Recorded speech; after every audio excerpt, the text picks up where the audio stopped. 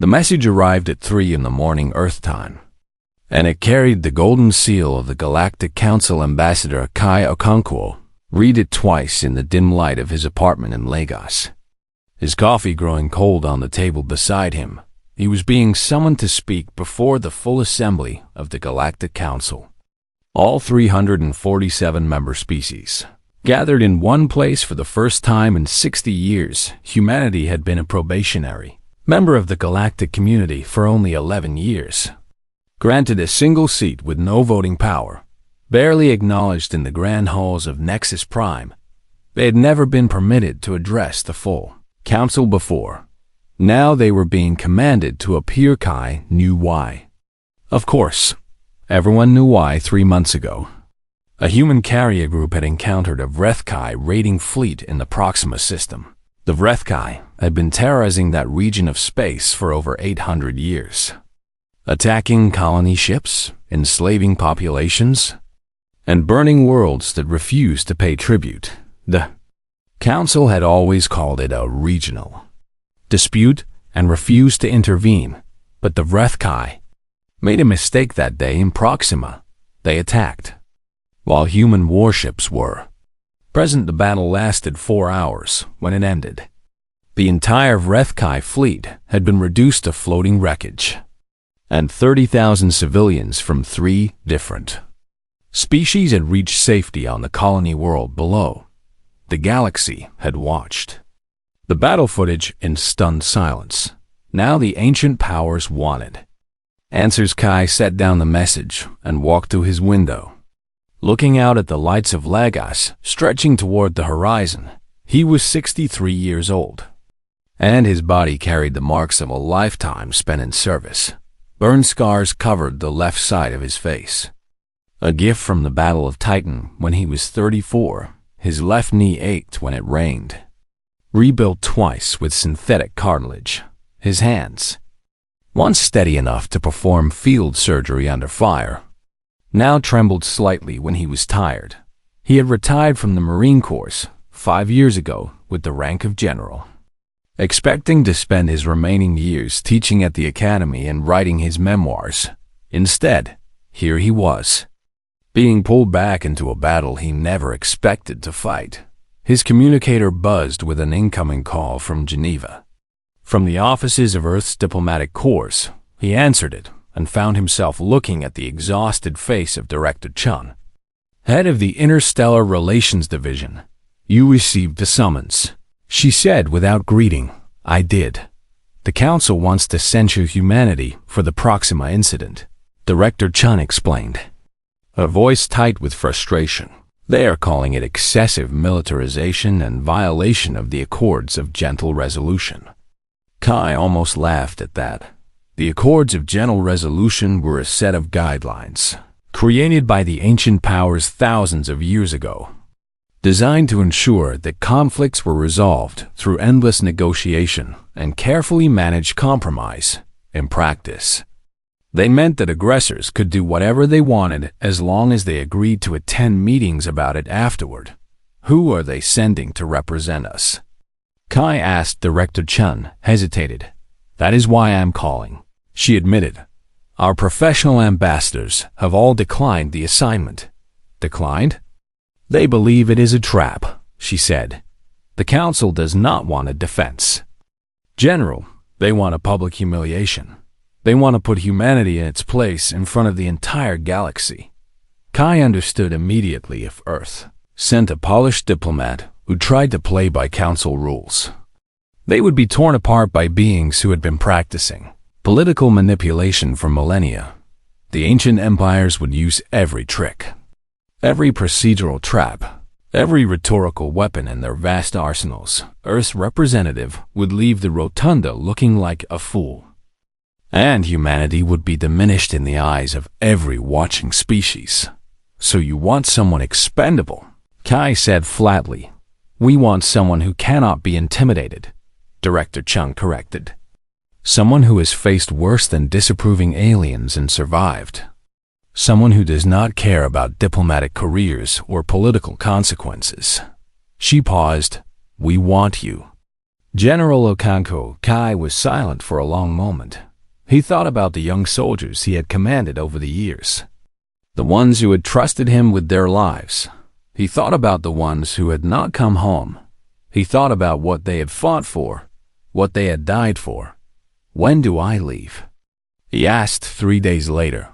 Kai found himself aboard a diplomatic shuttle approaching Nexus Prime, the ancient station that served as the seat of Galactic Government. Lieutenant Yuki Tanaka sat across from him, a young officer assigned as his aide for this mission. She was 28 years old, brilliant in 5 languages, and clearly terrified of what they were walking into. "Sir," she said, reviewing data on her tablet, "I have compiled profiles on the major powers you will be facing. Tell me, the ascendancy of Keth is the oldest," Yuki began. "Insectoid species, hive-structured society. They have been spacefaring for approximately 60,000 years. They view all younger species as essentially children who need to be managed." Kai nodded. "The Dominion of the Pale Stars controls the largest territory," Yuki continued. "They are humanoid but cold-blooded, with a culture built around hierarchy and economic control. They have bankrupted dozens of developing worlds through predatory trade agreements. And the collective of minds?" Yuki's expression darkened. "They are the ones who worry our intelligence services the most," she admitted. "A networked consciousness, billions of individuals sharing thoughts across thousands of worlds. They have the ability to broadcast pacification frequencies that can calm or even control the minds of many species. But not humans?" "No, sir," Yuki said. "Human brain chemistry is resistant to their influence. They find our minds what they call disturbingly opaque, and it frightens them." Kai filed that information away. "What about High Arbiter Vashthula?" he asked. "He has presided over the council for 6,000 years, Yuki replied. "His species is silicon-based, essentially living stone. They are nearly immortal and incredibly patient. He will try to outlast you, to wear you down with procedure and formality until you make a mistake." Kai looked out the viewport at the approaching station. Nexus Prime was enormous, a crystalline sphere that glittered with the light of 1 billion windows. Home to representatives from every known civilization, it was beautiful and terrible. A monument to power that had endured for longer than human civilization had existed. "Sir," Yuki said hesitantly, "may I ask what you plan to say to them?" Kai considered the question. He had no prepared speech, no carefully crafted arguments designed to appease the council and minimize the damage.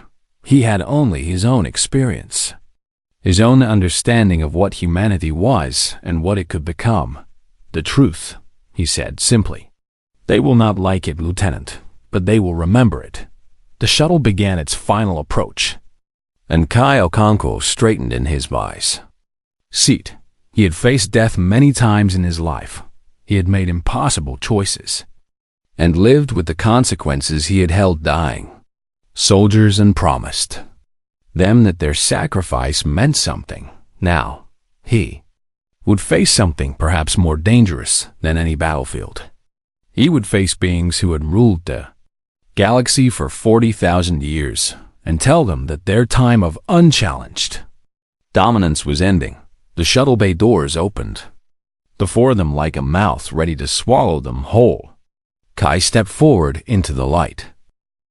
The celestial rotunda was the largest enclosed space Kai had ever seen. It stretched upward and outward in every direction. A sphere of crystal and light that could have contained a small city. Floating platforms held the delegations of 347 species, arranged in concentric rings around a central speaking platform that seemed impossibly small against the vastness surrounding it. Kai walked toward that platform with Lieutenant Tanaka at his side, feeling the weight of countless eyes upon him. Some of those eyes were recognizable, belonging to beings that resembled creatures from Earth's own biology. Others were so alien that his human brain struggled to process what it was seeing.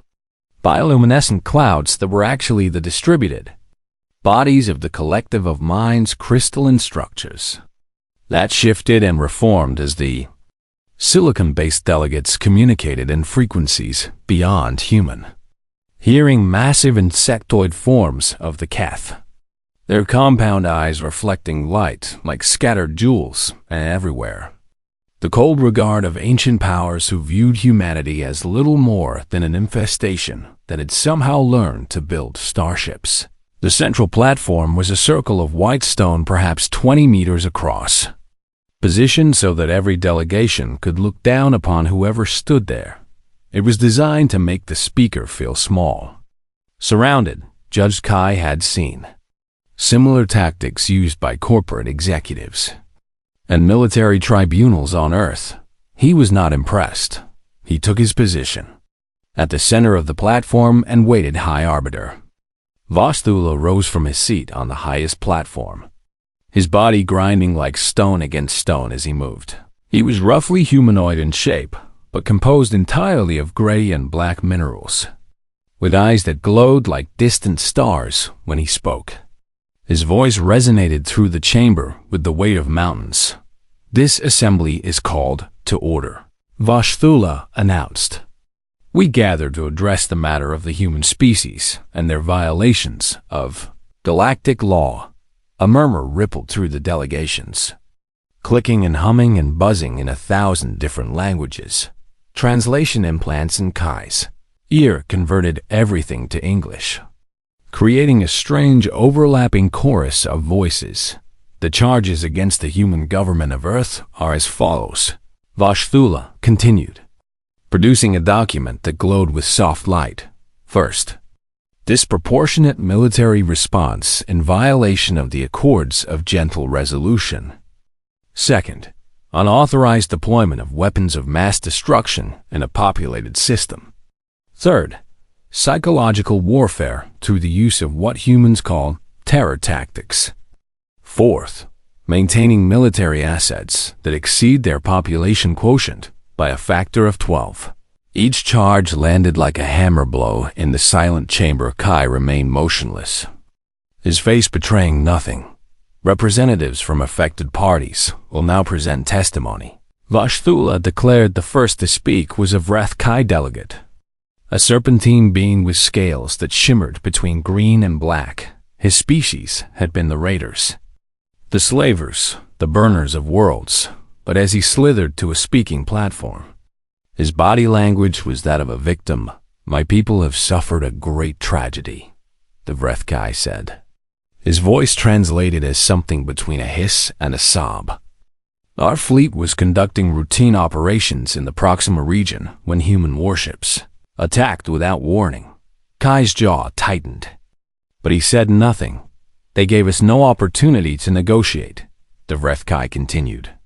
No chance to explain our presence or reach a peaceful resolution. They simply opened fire with weapons of terrible destructive power. The delegate paused, and Kai would have sworn the creature was actually crying. 40,000 of my people died that day, the Vreth Kai said. 40,000 souls extinguished by human savagery. And for what? For trying to collect legitimate debts from colonial settlements that refused to honor their obligations. A wave of sympathetic murmurs rose from several delegations. Kai noticed that the species making those sounds were all either allies of the Vreth Kai or powers who had similar debt collection arrangements of their own. The testimony continued. A representative of the Pale Star's Dominion took the platform next. A tall and thin humanoid with skin the color of old paper and eyes like chips of ice.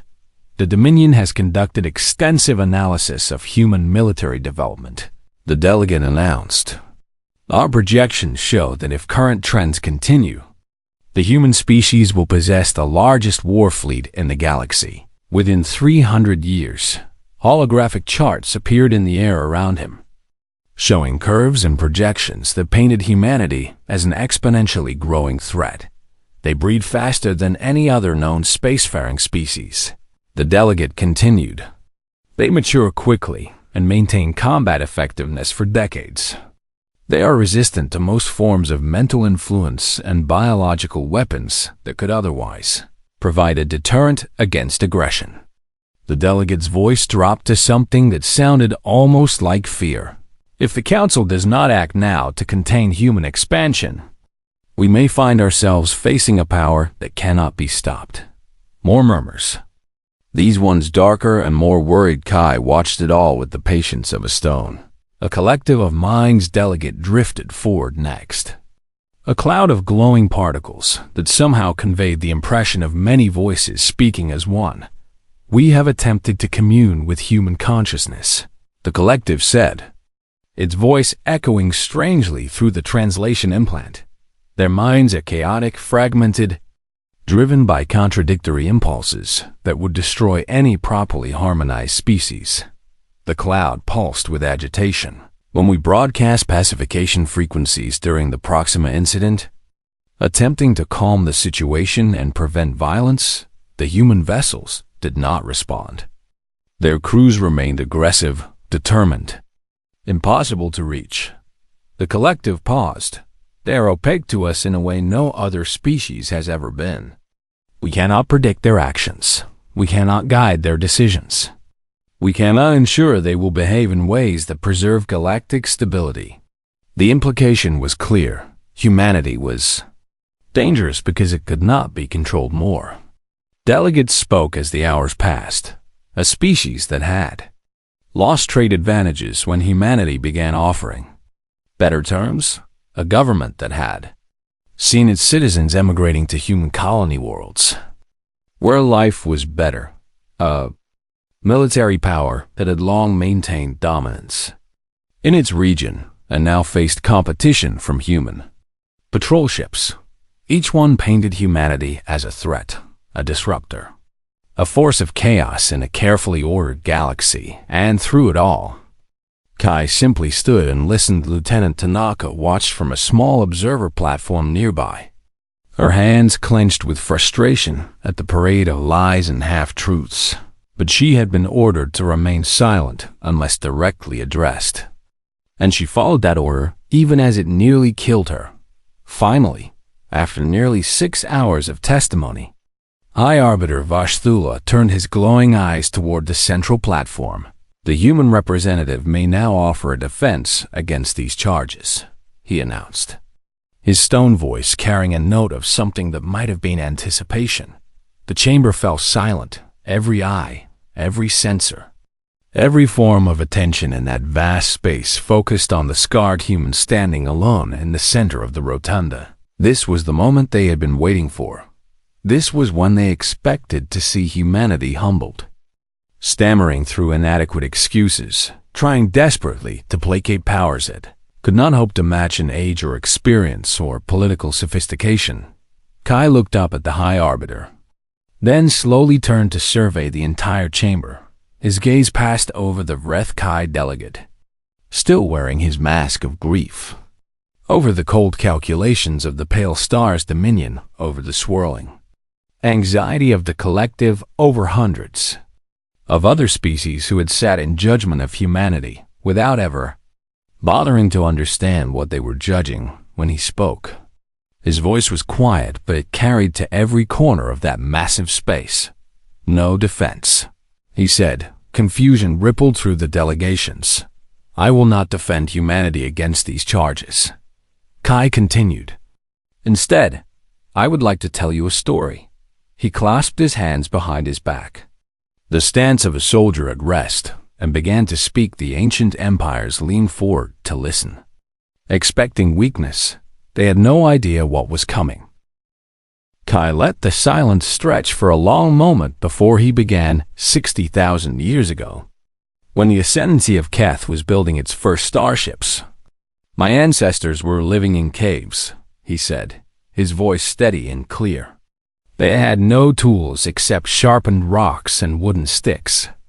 No fire except what they could steal from lightning strikes. No protection from predators except their own bodies and their willingness to fight. He paused, letting that image settle into the minds of the assembled delegates. By every logical measure, they should have died out. The Earth of that era was a death world filled with creatures faster, stronger, and more deadly than the soft pink beings who walked upright on two legs. The insectoid Keth delegates shifted uneasily at the description, but humans had something that no predator could match, Kai continued. We had each other. We lived in groups. We protected our young. We shared food and shelter and knowledge. And when the predators came, we did not run. He lifted his scarred hand, showing it to the assembly. We fought. We fought with sticks and stones in our bare hands if we had to. We died in enormous numbers. But we never stopped fighting, and eventually, the predators learned to fear us. A rumble of discontent rose from several delegations. But Kai pressed on. I am not telling you this to boast, he said. I am telling you this so you understand something fundamental about my species. We did not climb to the top of our food chain because we were the biggest or the fastest or the strongest. We climbed there because we refused to give up. He began to pace slowly across the platform, his boots clicking against the white stone. Your databases contain information about human history, he continued. But I wonder if any of you have truly studied it. Have you read about our wars, our famines, our plagues, our natural disasters? He looked up at the collective of minds. We have died in billions, he said. Again and again throughout our history, events that should have ended us. Extinction-level threats that we somehow survived through sheer stubborn refusal to accept defeat. The glowing cloud pulsed with something that might have been confusion. The Black Death killed half of Europe in 4 years. Kai said, 2 world wars killed over 100 million in 3 decades. We split the atom and immediately used it to vaporize 2 cities full of our own kind. He stopped pacing and faced the assembly directly. We know what horror is, he said quietly. We know what war costs. We have paid that price in our own flesh more times than we can count. He touched the scars on his face. I received these burns when I was 34 years old, he said. A reactor breach on Titan during a battle against human separatists. I spent 2 years in hospitals, 4 surgeries to rebuild my face, 3 more to save my left eye. He let his hand fall. Every human veteran carries scars like these. Some visible and some hidden inside where no one can see them. We have a name for what war does to the minds of those who survive it. We call it post-traumatic stress. It haunts our soldiers for the rest of their lives, turning them into strangers to their own families, driving them to despair and sometimes to death by their own hands. The chamber had grown very quiet. We are not a species that glorifies violence, Kai said. We are a species that has been shaped by violence, forged by it, scarred by it in ways that never fully heal. We fight not because we enjoy it, but because we learned long ago that refusing to fight means extinction. He turned to face the Vreth Kai delegate. You spoke of your 40,000 dead, he said. You called it savagery. You called it genocide. Let me tell you what actually happened in the Proxima system. The Serpentine alien recoiled slightly. Your fleet arrived in that system with 64 warships, Kai said. They found 3 colony transports carrying civilians from the Moravian, Drow, and Tereth species. People fleeing from regions your raiders had already devastated. He began walking toward the Vreth Kai platform, his voice growing harder. Those colonists had no weapons, no military escort, nothing except a human carrier group that happened to be passing through the system on a training mission. He stopped directly below the Vreth Kai delegate. Your admiral broadcast a demand for surrender, Kai said. He gave those transports 1 hour to lower their shields and prepare for boarding. And he made very clear what would happen to the passengers afterward. The Vreth Kai shifted uncomfortably. Slavery, Kai said, his voice flat. That is what your people do to captured populations. You work them to death in your mines and your factories. You breed them like livestock to produce more slaves. You have done this to dozens of species across hundreds of years. He turned back to face the full assembly. The human carrier commander sent a response to your admiral. He continued. She offered him a choice: withdraw from the system and allow the colony ships to pass safely, or face the consequences. Kai paused. Your admiral laughed, he said. I have seen the recording. He actually laughed and said that humans were too soft to fight a real battle, that we would run at the first sign of serious resistance. His voice dropped. He was wrong. Kai began to recount the battle in clinical detail, describing how the human ships had positioned themselves between the Vrethkai fleet and the defenseless transports. Commander Nadia Volkov had 4 ships against 64, he said.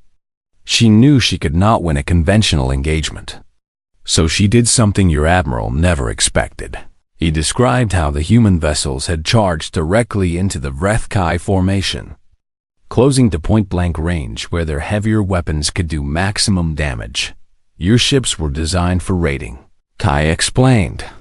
Fast and lightly armored, meant to overwhelm targets with numbers and then board them before they could escape. You were not prepared for an enemy that came straight at you. The battle had been brutal and costly, with 2 human ships destroyed in the first hour. But the human crews had fought with a ferocity that the Vrethkai had never encountered. Our soldiers do not surrender to slavers, Kai said simply. They would rather die, and many of them did. By the end of 4 hours, the Vrethkai fleet had been shattered. 40,000 of your people died, Kai acknowledged. But 30,000 civilians of 3 different species are alive because of what my people sacrificed that day.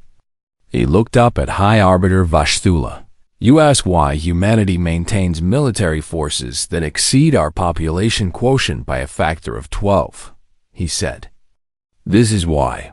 Because we are surrounded by predators who have been preying on the weak for millennia while this council did nothing. He turned to survey the entire assembly. You call what we did a violation of the Accords of Gentle Resolution, he said. But I have a question for all of you. In 40,000 years of your enlightened rule, how many species have you actually saved? He pulled a data chip from his pocket and activated it, projecting information into the air around him. I have studied your own archives, he said. The records you keep of civilizations that have risen and fallen under your watch. Names and images began to scroll through the air. Species long dead. Worlds long silent. 1,600 sentient species have gone extinct since this council was formed, Kai said. Not from natural causes. From violence, from exploitation, from neglect. He pointed at the Vrethkai. 312 of those species were victims of Vrethkai, raids that the council refused to stop. He pointed at the Pale Star's Dominion. 247 were economically strangled by trade agreements that stripped their worlds of resources and left them to starve. He pointed at the Collective of Minds. 189 were forcibly harmonized into your network. Their individual consciousnesses erased and absorbed against their will. The chamber erupted in angry denials and protests. But Kai stood firm.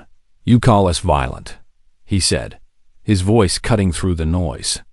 But we are the first species in 40,000 years to actually stop the killing.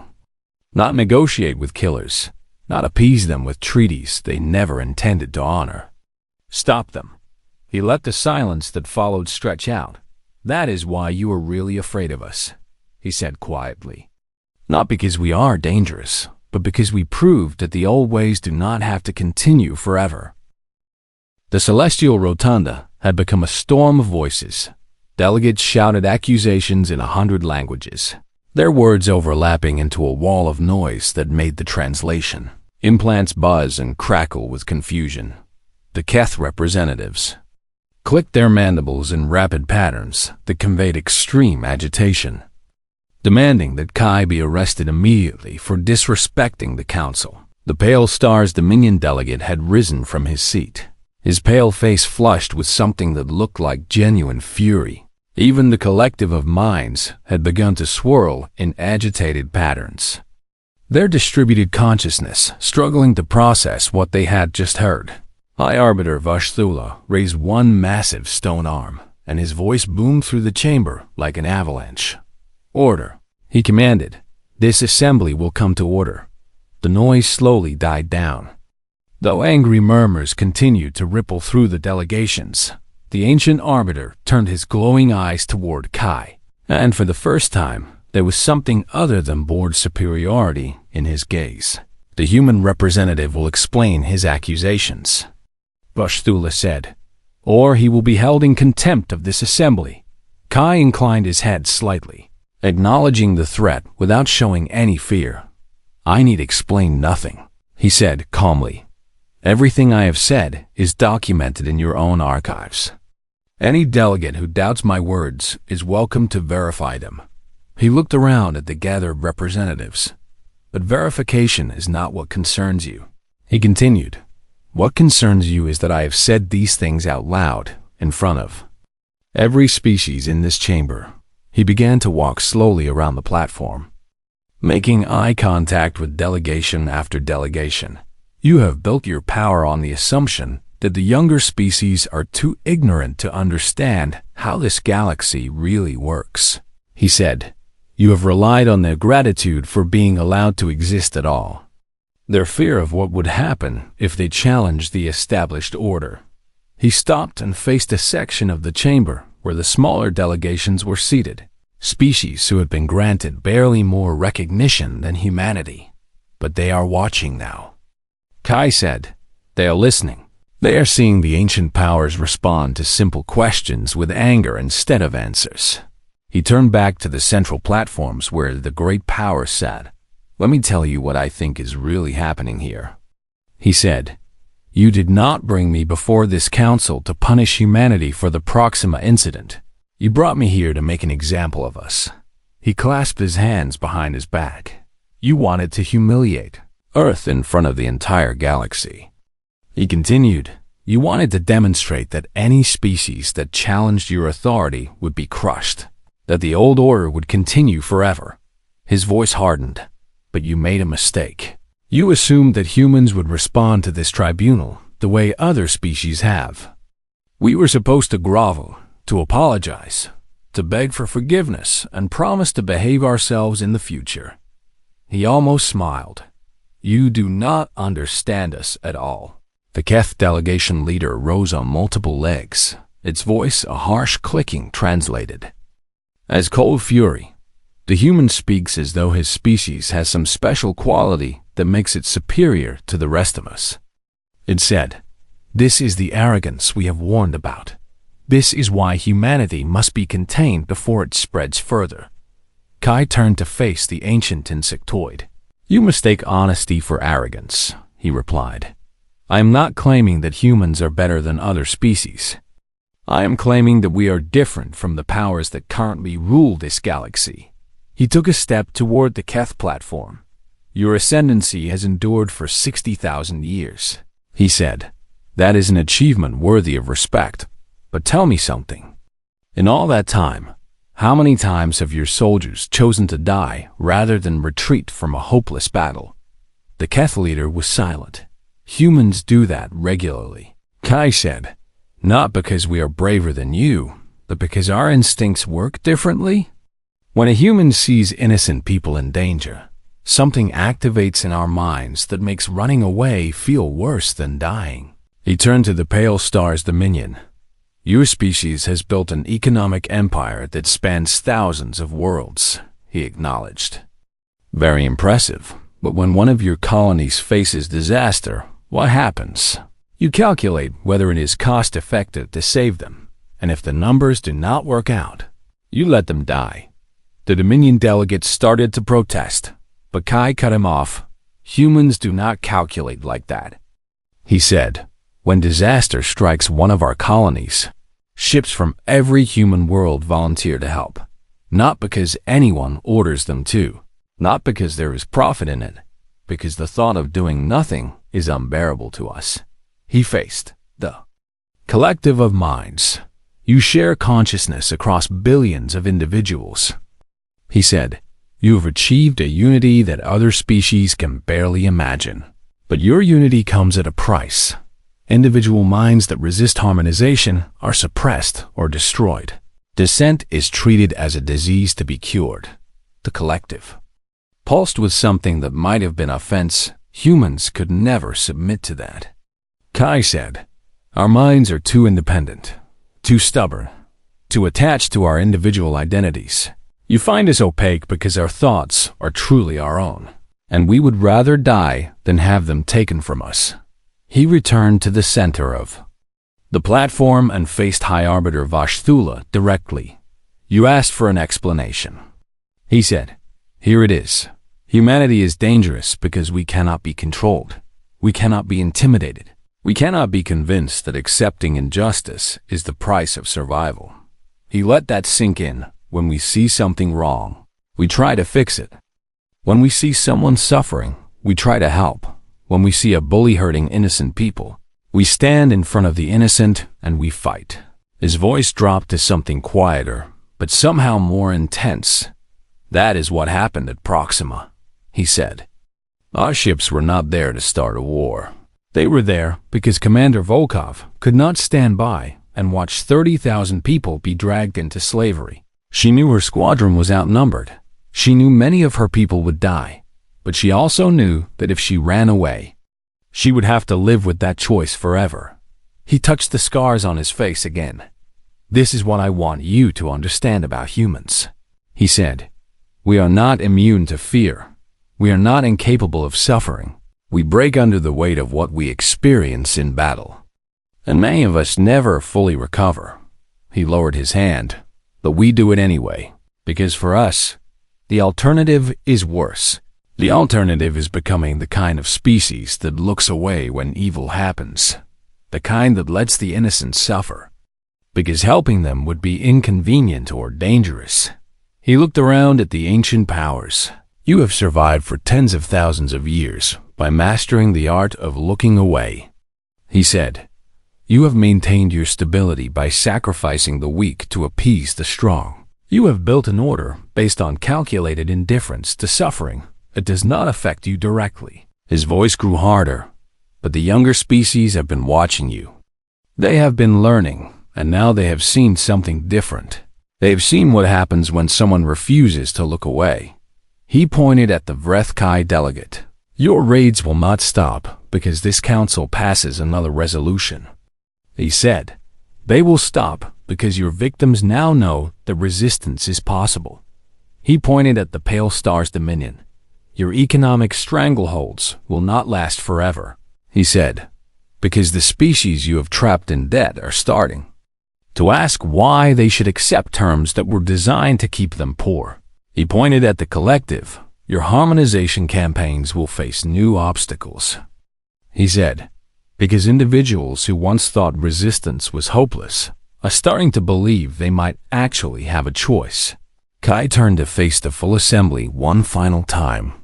"You should be worried," he said, "not because humanity wants to destroy you. We have no interest in your thrones or your territories. What we want is much more dangerous to the order you have built." He paused. "We want everyone watching to understand that they do not have to be afraid anymore. We want them to know that the ancient powers can be challenged, that the old rules can be broken, that a better galaxy is possible if enough people are willing to fight for it." His voice rang through the silent chamber. "That is the real threat we represent. Not our weapons, not our military strength, not our resistance to your mental influence. The real threat is the idea we carry with us wherever we go." He stood straight and tall, a scarred old soldier who had seen too much suffering to be frightened by disapproving aliens. The idea that things can change. The celestial rotunda had never been so quiet. Kai stood alone on the central platform, surrounded by 347 species who had not made a sound for nearly a full minute. He could see the effect of his words rippling through the chamber like waves in still water. The great powers sat frozen, their representatives struggling to process what had just happened. They had expected to preside over a humiliation. a carefully staged demonstration of their authority that would keep humanity in its place for generations. Instead, they had been confronted with something they had not faced in millennia.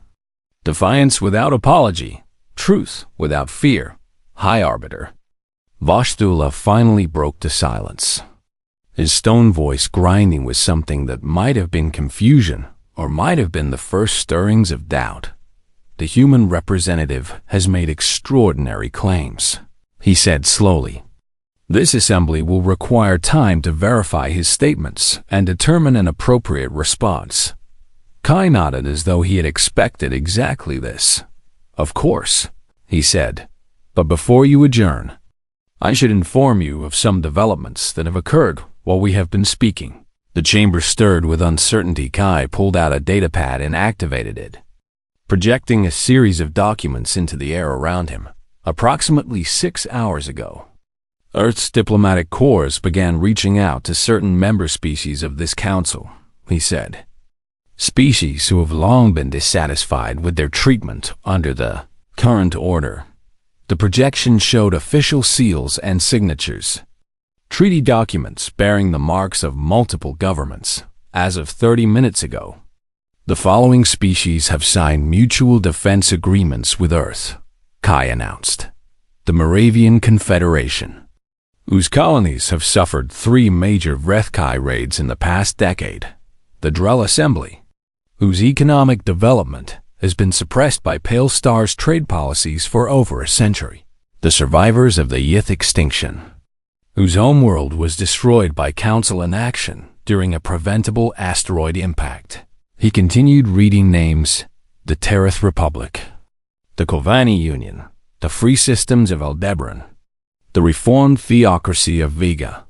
The list went on, reaching 18 names before Kai lowered the datapad. These agreements are purely defensive in nature, he explained. No signatory is obligated to participate in offensive operations, but an attack on any member will be treated as an attack on all. The Pale Star's delegate finally found his voice. This is an illegal coalition, he shouted. These treaties violate the Charter of Unified Species. You cannot simply form a new power block without council approval. Kai looked at him with something that might have been pity. We are not asking for your approval, he said simply. We are informing you that it has already been done. He turned to face the smaller delegations, the species who had been watching in silence throughout his speech for too long. The young and the weak have had no choice but to accept whatever the ancient powers decided was best for them, he said. No more. From this day forward, there is an alternative. He saw movement among those delegations. Representatives leaned toward each other and whispering urgently. Any species that wishes to discuss membership in the Coalition of Forgotten Worlds is welcome to approach our delegation. Kai continued. We make no demands. We set no conditions beyond a shared commitment to mutual defense and fair treatment. He looked back at the great powers. We are not your enemies, he said. Humanity has no desire for war with the Ascendancy or the Dominion or the Collective. We are builders, not conquerors. We want to trade with you, to learn from you, to share what we have learned in return. His voice hardened slightly. But we will not stand idle while the weak are preyed upon. We will not look away from suffering just because stopping it might upset the established order. And we will not apologize for being what we are. He picked up his datapad and prepared to leave the platform in 40,000 years. He said, You never once asked yourselves a simple question. He looked back at the assembled powers. What happens when the prey animals band together? What happens when someone shows them they do not have to be afraid anymore? He straightened his shoulders. The stance of a soldier who had completed his mission. Humanity is not your enemy. High Arbiter, we could have been your greatest allies. You could have had partners who would stand beside you against any threat, who would bring fresh perspectives to problems that have stagnated for millennia. He shook his head slowly. But you did not want partners. You wanted subjects, species that would bow and scrape and accept whatever crumbs you chose to give them. He turned and began walking toward the exit platform where Lieutenant Tanaka waited. "So now you will have neither," he said over his shoulder. "Neither subjects nor partners. Just neighbors who will no longer pretend that your way's the only way." Behind him, the chamber exploded into chaos. Delegates shouted at each other. At the high orbiter, at the empty space where Kai had stood, the Keth demanded immediate military action against Earth. The pale stars called for economic sanctions that would strangle the new coalition before it could take root. The collective simply hummed with distress, their networked minds struggling to model a future they had never anticipated. But Kai noticed something else as he walked through the chaos among the smaller delegations. Representatives were quietly slipping away from their seniors, young diplomats and junior aides. Beings who had spent their careers being told that challenging the old order was impossible. They were heading toward the human shuttle bay. Lieutenant Tanaka fell into step beside Kai as he reached the exit corridor. "Sir," she said, her voice slightly unsteady. "That was not at all what I expected when we came here." Kai allowed himself a small smile. "War is about more than weapons." "Lieutenant," he said, "the most powerful weapon we have is an idea. And ideas are much harder to destroy than starships." They walked in silence for a moment. "What happens now?" "Sir," Tanaka asked. Kai considered the question. "Now we go home," he said, "and we prepare for whatever comes next. The ancient powers will not simply accept what happened here today. There will be pressure, threats, perhaps even attempts at retaliation." He glanced at his aide. "But they have a problem they did not have before." Every species in that chamber saw what happened. They saw humanity stand up to powers that have ruled this galaxy for 40,000 years. And they saw that the sky did not fall. He resumed walking. "Hope is a dangerous thing. Lieutenant, once people believe that change is possible, it becomes very difficult to convince them otherwise." As they approached the shuttle bay, Kai saw a small crowd gathered near the human vessel. Delegates from a dozen minor species were waiting there, their expressions a mixture of fear and determination. "General Okonkwo," one of them said, stepping forward, "I am Ambassador Thrall of the Moravian Confederation. We would like to discuss the details of our new alliance." Another delegate joined her, "And I represent the Drell Assembly. We have questions about the coalition's defensive protocols." More voices joined in. More representatives introducing themselves. More species expressing interest in this new possibility that had suddenly opened before them. Kai looked at Lieutenant Tanaka. "It appears our work is not finished yet," he said quietly. Tanaka straightened and squared her shoulders, the young officer finding new purpose in the chaos of history being made. "No, sir," she said. "I believe it is just beginning." Kai nodded and turned to face the gathered delegates. These representatives of forgotten worlds who had finally found the courage to hope behind them. Through the viewports, the stars of the galaxy stretched out toward infinity, and somewhere out there, on 1,000 different worlds, beings who had never dared to dream of change were starting to believe that maybe the old order was not eternal after all. Maybe the future could be different. Maybe, just maybe, it was time for something new. The ancient empires had begun to worry, and that worry would grow with each passing day. As the coalition of forgotten worlds proved that another way was possible, Kai Okonkwo, scarred veteran of 100 battles, had fired a shot that would echo through history, not with weapons, but with words, not with threats, but with truth, and the galaxy would never be quite the same again.